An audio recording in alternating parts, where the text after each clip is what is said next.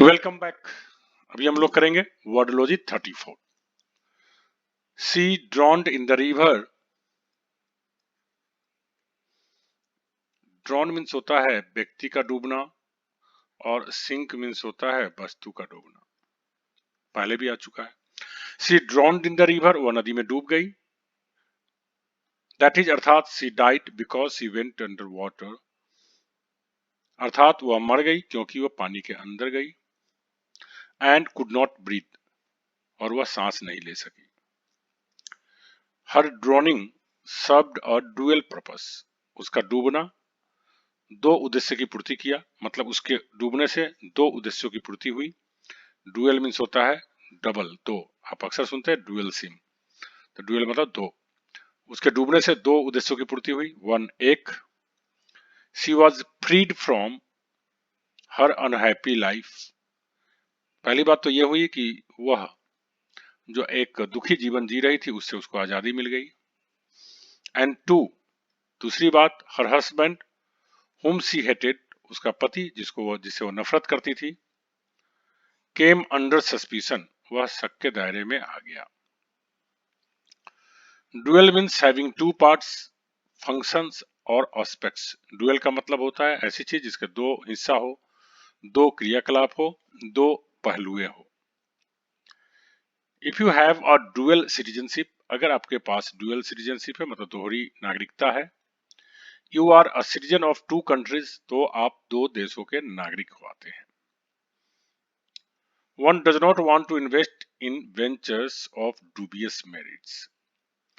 Invest मतलब होता है निवेश करना, वेंचर्स मतलब होता है व्यवसाय, और डूबियस मतलब होता है संदिग्ध, संदेह भरा। मेरिट्स मतलब गुण।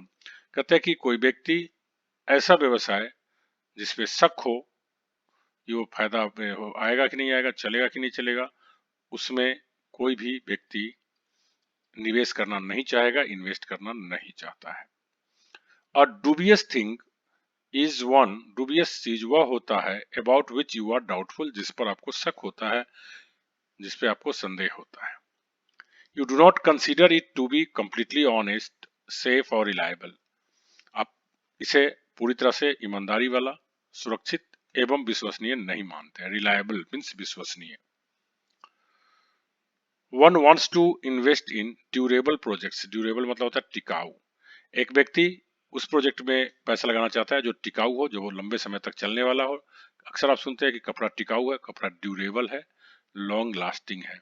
तो wants invest one wants to invest in durable projects, एक व्यक्ति टिकाऊ प्रोजेक्ट्स में ही पैसा निवेश करना चाहता है। If a thing is durable, अगर कोई भी चीज ड्यूरेबल है, it is strong and last a long time without breaking और बिकमिंग वीकर। तो यह लंबे समय तक चलता है, लास्ट मतलब भी टिकाऊ हो गया, लंबे समय तक चलता है बिना टूटे हुए, बिना कमजोर हुए। दैट इज अर्थात it has a long duration, अर्थात इसकी लंबी अवधि है लाइफ की। तो ड्यूरेशन मतलब क्या हो गया, अवधि। Duration is the time during which something happens और एग्जिस्ट। ड्यूरेशन मीन्स अवधि, वह समय होता है जिसमें कोई भी चीज होता है या अस्तित्व में रहता है। It is your duty to pay a duty, या आपका कर्तव्य है कि आप कर चुकाएं। तो एक ड्यूटी का मतलब क्या हो गया, कर, और एक ड्यूटी का मतलब क्या हो गया, कर्तव्य। मतलब ड्यूटी मीन्स कर, टैक्स का ये सीन हो गया।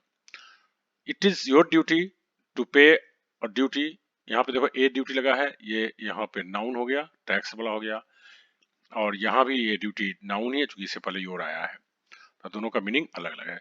Well, duty has two meanings. हाँ, यहाँ दो ड्यूटी का दो अर्थ है। Your duty is what you do because it is your responsibility, आपका ड्यूटी वह होता है, आप उसे करते हैं क्योंकि यह आपका उत्तरदायित्व होता है, आप उसके लिए उत्तरदायी होते हैं। इट इज इधर a part of your job और मोरली और लीगली बाइंडिंग अपॉन यू, आप इसलिए या तो वह आपके काम का हिस्सा होता है या नैतिक या कानूनी रूप से आप उससे बंधे हुए रहते हैं। द अदर ड्यूटी मीन्स, दूसरा जो ड्यूटी है ये वाला, मीन्स टैक्स, कर। कर बहुत तरह के होते हैं, जैसे customs duty, excise duty, stamp duty and so on, ये सब लगाए जाने वाले अलग अलग कर है। कस्टम ड्यूटी बॉर्डर पे लगता है जनरली। एक्साइज ड्यूटी, विदेशों से कोई सामान आता है तो उस पर एक्साइज ड्यूटी लगता है। स्टैंप ड्यूटी, खास करके आप जमीन पर रजिस्ट्री करवाते हैं तो उसमें जो स्टैंप टिकट चिपकाते हैं और उसके थ्रू जो आपको कर लिया जाता है वो कहलाता है स्टैंप ड्यूटी। और इस तरह के बहुत सारे ड्यूटीज होते हैं। Duty free goods are cheap, जिस माल पर कर मुक्त होता है, जो माल कर मुक्त होता है मतलब जिस सामान पर कर नहीं लगाया जाता है वो सस्ता होता है। बिकॉज, क्योंकि they are allowed to come into the country without tax, क्योंकि वो से देश में बिना कर के आने की अनुमति होती है, फ्री ऑफ ड्यूटी, बिना कर के। Some people are in a habit of dwelling on their past, कुछ लोगों की आदत होती है कि बीते हुए समय के बारे में ही खोए रहना, उसी समय के बारे में बात करना। देखो, ड्वेल मतलब बहुत सारा कई मीनिंग है। ड्वेल मतलब होता है निवास करना, ठीक है, ड्वेलिंग प्लेस, निवास स्थान। जबकि ड्वेल ऑन लग गया इसके साथ प्रपोजिशन, तब इसका मतलब हो गया उसकी चर्चा करना, उसके बारे में सोचना, उसके बारे में विचार करना। तो कहते हैं some people are in a habit of dwelling on their past, कुछ लोगों की आदत होती है कि बीते हुए चीजों के बारे में ही बातचीत करते रहते हैं। If you dwell on something, अगर आप किसी चीज के बारे में ड्वेल करते हैं मतलब यू थिंक, आप सोचते हैं, और speak about it a lot, आप इसके बारे में बहुत सारा बात करते हैं। For quite a long time, काफी लंबे समय तक इसके बारे में बात करते हैं।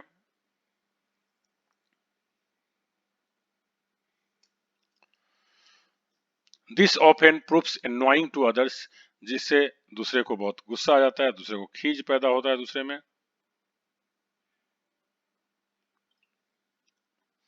एंड योर ऑडियंस ड्विंडल्स, और आपके जो श्रोता होते हैं वे ड्विंडल्स कर जाते हैं। ड्विंडल्स का मतलब होता है धीरे धीरे कम होना, एवं आपके जो ऑडियंस होते हैं, आपके जो श्रोता होते हैं वो धीरे धीरे कम हो जाते हैं। इफ समथिंग ड्विंडल्स, अगर कोई भी चीज ड्विंडल्स होता है मतलब इट बिकम्स स्टीडली स्मॉलर, यह लगातार छोटा होता चला जाता है। वीकर, कमजोर होता चला जाता है। अब फ्यूअर इन नंबर, उसकी संख्या कम होती चली जाती है। तो इस तरह से आज आपने डी से संबंधित सारे वर्ड्स पढ़ लिए। अब आज हम फिर शुरू करने चल रहे हैं E, the words, important words starting with E.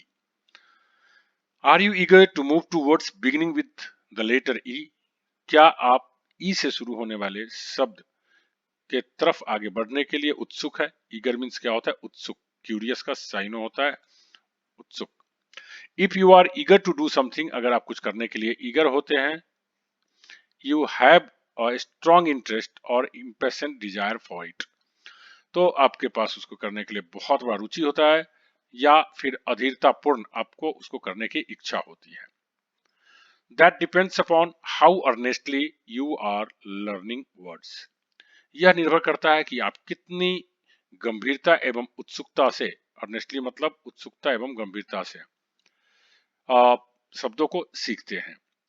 If you do something earnestly, अगर कोई भी चीज को आप अर्नेस्टली करते हैं, यू डू इट थॉरोली, आप उसे पूरी तरह से करते हैं, एंड सीरियसली, गंभीरता से करते हैं, इंटेंडिंग टू सक्सीड, आपका उद्देश्य होता है, इंटेंड मतलब उद्देश्य रखना, इरादा रखना, आप सफल होने के इरादे से उसे करते हैं। दैट इज अर्थात you do it in earnest, अर्थात इसे आप उत्सुकता बस करते हैं। I hope your desire to learn words has not ebbed, मुझे आशा है कि शब्द सीखने की जो आपकी इच्छा है वो कम नहीं हो गया होगा। इब मतलब होता है कम होना।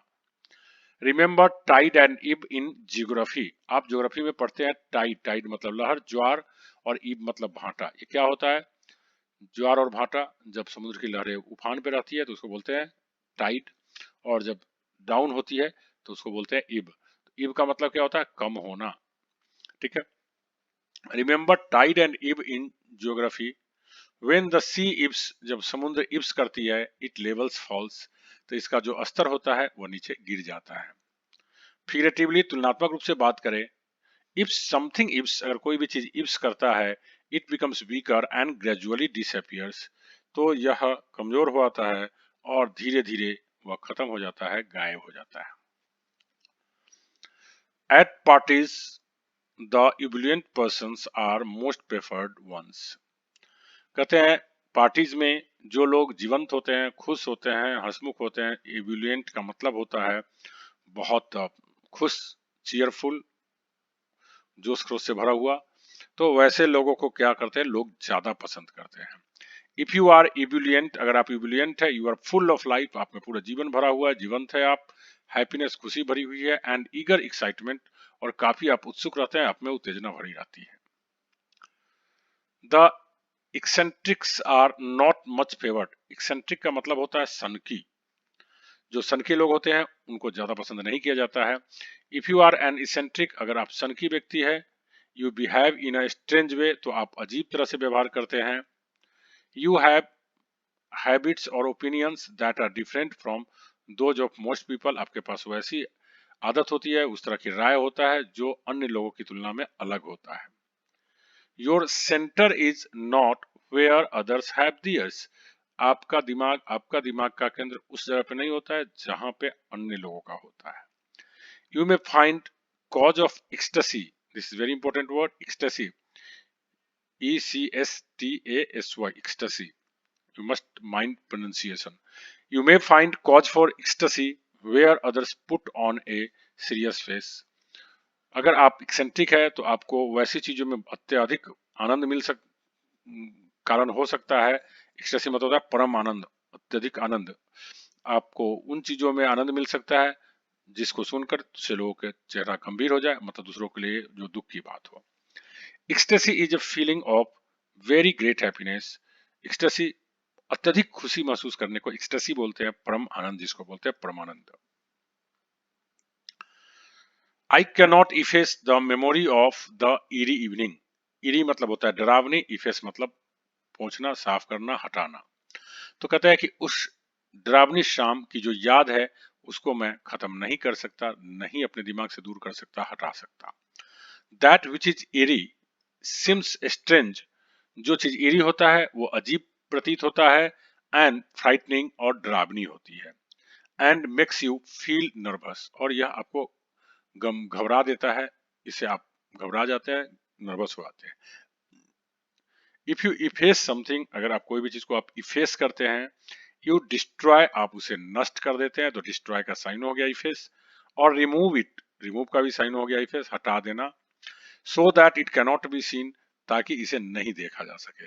इफेस करना मतलब क्या होता है कि नजरों से दूर कर देना, हटा देना। If you are self effacing, अगर आप खुद को इफेसिंग करने वाले व्यक्ति हैं, मतलब you are modest, modest mean शर्मीला, आप बहुत शर्मीले हैं, and do not like talking about yourself, आप अपने बारे में बात करना पसंद नहीं करते हैं, और drawing attention to yourself, और आप नहीं चाहते हैं कि किसी का ध्यान आपकी ओर जाए, मतलब आप शर्मीला है, लजालू हैं, आप साई बाई नेचर हैं, तो आप क्या करते रहते हैं, आप सेल्फ इफेसिंग करते रहते हैं। सो दैट्स ऑल, इस तरह से ये चैप्टर आपका कंप्लीट हो गया। Thank you very much.